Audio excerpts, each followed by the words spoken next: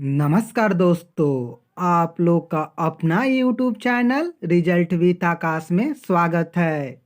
दोस्तों, मैं मस्त हूं और आशा करता हूं कि आप सभी लोग कुशल मंगल और मस्त होंगे।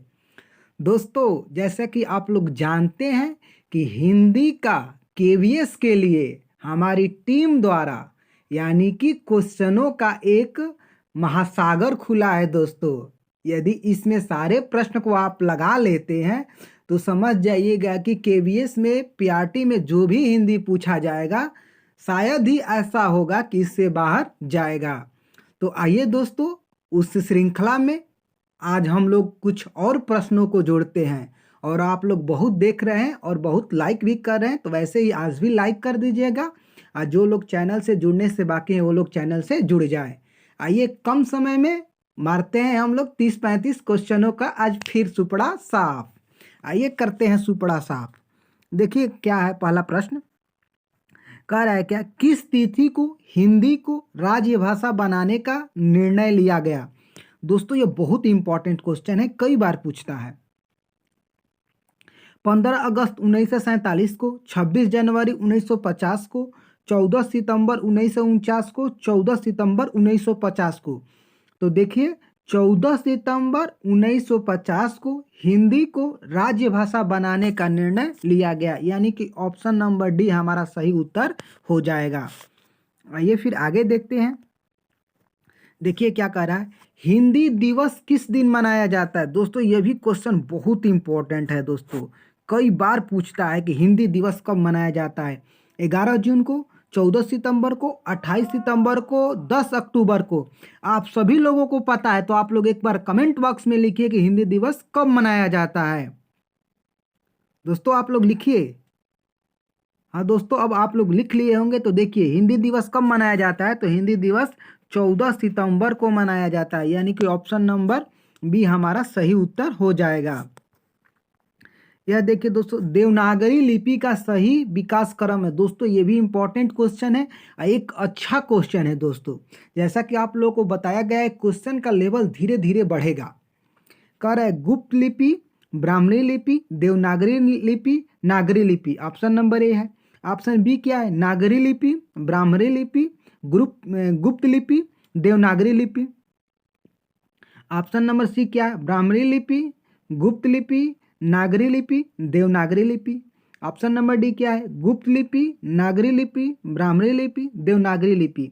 तो देखिए देवनागरी का क्रम कैसे है, पहले ब्राह्मणी लिपि बनी है, ब्राह्मणी से फिर गुप्त बनी है, गुप्त से फिर नागरी बनी है, और नागरी से क्या बनी है दोस्तों, तो नागरी से देवनागरी लिपि बनी है, यानी कि ऑप्शन नंबर सी हमारा सही उत्तर हो जाएगा।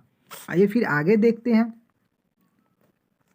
ये भी दोस्तों बहुत ही अच्छा क्वेश्चन है। भाषा निर्माण का इकाई का सही क्रम है, मतलब जो भाषा निर्माण की इकाइयां हैं उनका सही अनुक्रम क्या है। पहला ऑप्शन है शब्द, ध्वनि, वाक्य, पद। दूसरा ऑप्शन है शब्द, वाक्य, ध्वनि, पद। तीसरा ऑप्शन है पद, वाक्य, ध्वनि, शब्द।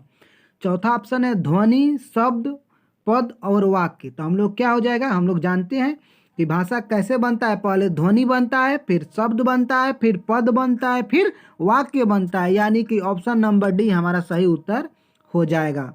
आइए फिर हम लोग आगे देखते हैं।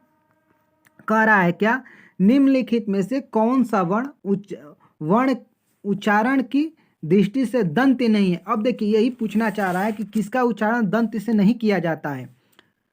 तो कह रहा है, न कह रहा है नल वाला, द कह रहा है देना वाला, और ट कह रहा है क्या, मतलब डी कह रहा है क्या, ट। तो देखिए दंत से किसका किसका उच्चारण होता है, तो त वर्ग के, यानी त, थ, द, ध, न। तो इसमें से कौन सा त वर्ग का नहीं है, तो त वर्ग का ट नहीं है, यानी कि ऑप्शन नंबर डी हमारा सही उत्तर हो जाएगा। वैसे ही देख लीजिए क वर्ग, क वर्ग के अंदर कौन सा आता है, तो क, ख, ग, अंग। तो इसे किससे उच्चारण किया जाता है, तो कंठे से। वैसे ही च वर्ग, च वर्ग के अंदर च, छ, ज, झ, इया। तो इसे किसके, तालव्य से। वैसे ही ट वर्ग का मूर्धा से, और त वर्ग का दंत हो गया प वर्ग का ओठ से। और दोस्तों स्पर्श व्यंजनों की संख्या 25 होती है और मूल व्यंजनों की संख्या 33। अब मूल व्यंजन क्या है दोस्तों, तो एक दोस्तों याद रखिएगा कि जब स्पर्श व्यंजन में अंतस्थ व्यंजन यानी कि य र ल व को और उष्म व्यंजन यानी कि स तलावी स दांटी स और ह को जोड़ दिया जाए तो क्या बन जाता है, हमारा मूल व्यंजनों की संख्या 33 हो जाती है। तो दोस्तों हम लोग का ऑप्शन नंबर डी इसका सही उत्तर हो गया। आइए फिर आगे देखते हैं। देखिए दोस्तों, कह रहा है प्रधानमंत्री ने मंत्रिमंडल की बैठक की अध्यक्षता की। अब देखिए यह वर्तनी से क्वेश्चन है। अब यह कहना चाह रहा है कि मंत्रिमंडल को कैसे लिखा जाता है। मंत्रिमंडल ऑप्शन ए, मंत्रिमंडल ऑप्शन बी, ऑप्शन सी कह रहा है मंत्रिमंडल, ऑप्शन डी कह रहा है मंत्रिमंडल। तो कैसे लिखा जाता है दोस्तों, मंत्रिमंडल, यानी कि जैसे ऑप्शन नंबर सी लिखा है वैसे लिखा जाता है हम लोग का मंत्रिमंडल। आइए फिर हम लोग आगे देखते हैं। देखिए क्या कह रहा है दोस्तों, भारतीय समाज का पुनरुत्थान शिक्षा के विकास से संभव है। अब इसमें भी वर्तनी का है, का क्या कह रहा है, पुनरुत्थान पुनरुत्थान पुनरुत्थान पुनरुत्थान। तो क्या होता है, ऑप्शन नंबर बी यानी कि पुनरुत्थान। आइए फिर आगे देखते हैं।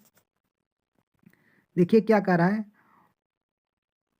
वातानुकूल का सही संधि विच्छेद है। वात प्लस अनुकूल, वात प्लस अनुकूल, वाता प्लस अनुकूल, वात प्लस अनुकूल। तो देखिए वाता अनुकूल का क्या होता है, वात प्लस अनुकूल, यानी कि ऑप्शन नंबर ए इसका सही उत्तर हो जाएगा। आइए फिर हम लोग आगे देखते हैं। देखिए अगला प्रश्न क्या कह रहा है, उच्च श्वास का सही संधि विच्छेद है। उच्च धन श्वास, उत धन श्वास, उद धन श्वास, उच्च धन श्वास।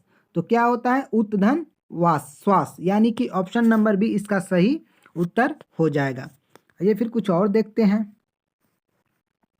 देखिए क्या दिया है, दोषहर्ता में प्रत्यय का चयन करें।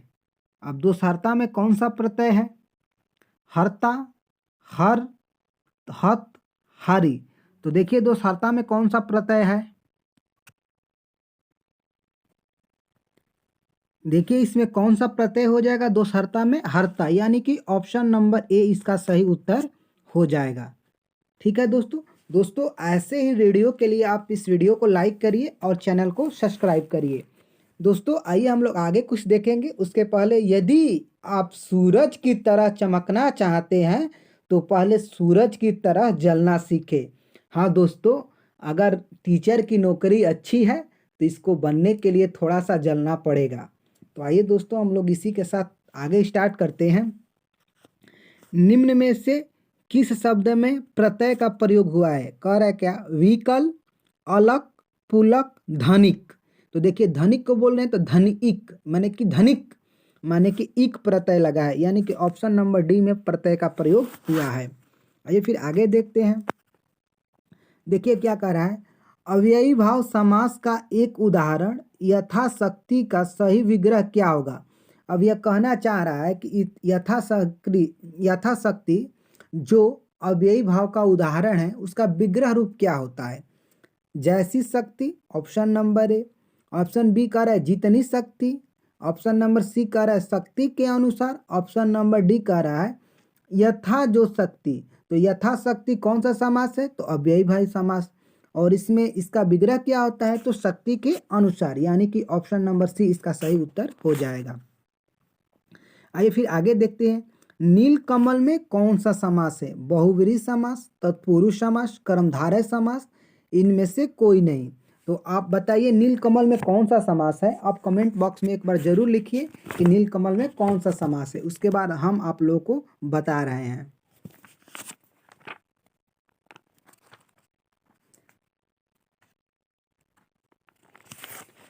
देखिए दोस्तों, नीलकमल में कर्मधारय समास है। आप लोग कमेंट बॉक्स में अब लिख लिए होंगे नीलकमल में कौन सा समास है, तो नीलकमल में कर्मधारय समास है।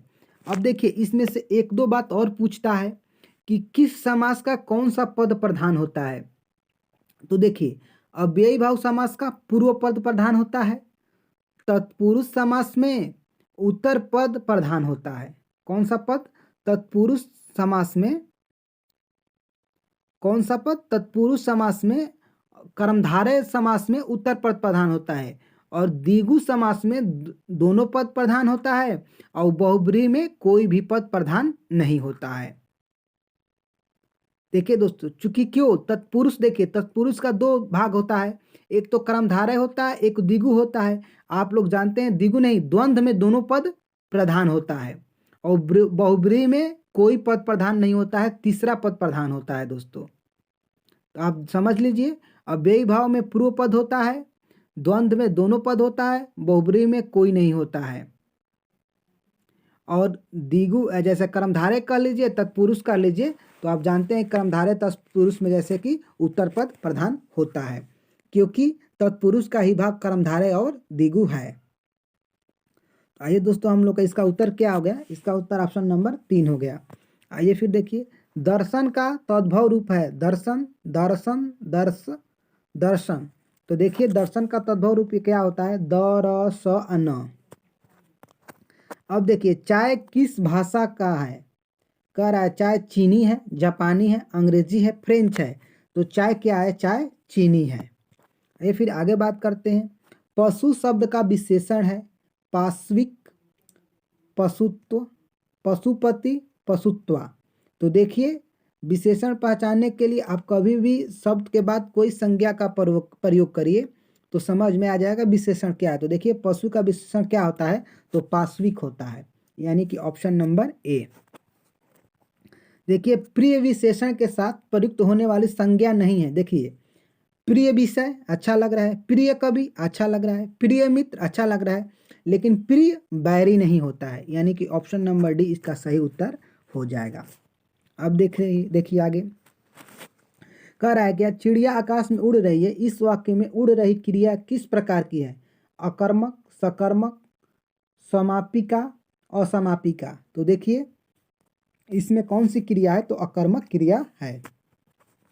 आगे देखिए, सामान्य वर्तमान काल का उदाहरण है सीता बाजार जाती होगी, रमेश में समाचार पत्र पढ़ा, मतलब रमेश ने समाचार पत्र पढ़ा, वर्षा हो रही थी, वह कलकत्ता जाता है। तो सामान्य वर्तमान काल क्या है? कि वह कलकत्ता जाता है। आगे देखिए, घोड़ा का पर्यायवाची शब्द नहीं है अश्व, घोटक, है, कटक। तो देखिए, घोड़ा का पर्यायवाची शब्द कटक नहीं होता है। अब देखिए, भागीरथी का पर्यायवाची शब्द है सरिता का है, गंगा का है, यमुना का है, निर्झरणी का है। तो हम लोग जानते हैं कि भागीरथी गंगा नदी को कहा जाता है। अब देखिए, आम का पर्यायवाची शब्द नहीं है अमृत फल है, आम्र भी है, रसाल भी है, बल्कि पिक आम का पर्यायवाची शब्द नहीं है। अब देखिए, शोषक का विलोम शब्द पूछा है, शोषित होता है, पोषक होता है, पोषक होता है, पोषित होता है। तो शोषक का विलोम क्या होता है? पोषक होता है, यानी कि ऑप्शन नंबर बी। वैसे ही देखिए, शाश्वत का विलोम होता है सदैव, अनस्वर, नश्वर, रहस्यमय। तो शाश्वत का विलोम क्या होता है? नश्वर, यानी कि ऑप्शन नंबर सी इसका सही उत्तर हो जाएगा। ये फिर आगे देखते हैं। किसी के प्रति उदारता एवं कृपया पूर्वक किया जाने वाला व्यवहार विग्रह है, निग्रह है, अवग्रह है, अनुग्रह है। तो उसे क्या कहते हैं? उसे किए अनुग्रह, जो उदारता पूर्वक किया जाता है उसे अनुग्रह कहते हैं, यानी कि ऑप्शन नंबर डी। अंडे का शहजादा का अर्थ है कमजोर व्यक्ति, चालाक व्यक्ति, अनुभवी व्यक्ति, अनुभवहीन व्यक्ति। तो जो नौसिखवा होता है, यानी कि इसके पास एक्सपीरियंस नहीं होता है, यानी कि अनुभवहीन व्यक्ति, यानी कि ऑप्शन नंबर डी। आगे देखिए दोस्तों, आकाश से बातें करने का अर्थ है घमंडी होना, बहुत ऊंचा होना, आकाशवाणी होना, अपने आप बोलते रहना। देखिए, आकाश से बातें करने का अर्थ होता है बहुत ऊंचा होना, यानी कि ऑप्शन नंबर बी इसका सही उत्तर हो जाएगा। देखिए दोस्तों, आगा पीछा करना का अर्थ है चापलूसी करना, उलट फेर करना, हिचकना, दुविधा में पड़ना। तो देखिए, बहुत आम आप लोग सुनते होंगे, जैसे कोई हिचकने लगता है, मतलब कि या तो झूठ बोलेगा या तो बोलने से डरेगा, तो आदमी नहीं बोलता है का आगा पछा कैले बढ़ाओ, यानी कि हिचकना, यानी कि ऑप्शन नंबर सी इसका सही उत्तर हो जाएगा। अरे फिर आगे देखते हैं। कह रहा है क्या? वीर रस का अस्थाई भाव क्या होता है? वीर में क्या होता है दोस्तों? उत्साह होता है, यानी कि हम लोग ऑप्शन नंबर बी इसका सही उत्तर हो जाएगा। ये फिर आगे देखते हैं। निम्नलिखित में से वाक्य के शुद्ध रूप का चयन कीजिए। बैल और बकरी घास चरती है, बैल और बकरी घास चरते हैं, बैल और बकरी घास चरता है, बैल और बकरी घास चरती हैं। तो क्या होता है, बैल और बकरी घास चरते हैं, यानी कि ऑप्शन नंबर बी। देखिए दोस्तों, हम लोगों ने कितने कम समय में 30 प्रश्न को कर लिया। तो दोस्तों ऐसे वीडियो के लिए आप इस वीडियो को लाइक करिए और चैनल से दोस्तों जुड़ जाइए, और दोस्तों जितना संभव हो सके इस वीडियो को शेयर करिए। दोस्तों हम लोग मिलेंगे एक और बेहतर वीडियो के साथ। तब तक दोस्तों आप अपना ध्यान रखिए, मस्त रहिए, हंसते रहिए, मुस्कुराते रहिए। बहुत प्रश्न आपको करने को मिलेगा। तब तक के लिए दोस्तों टेक केयर।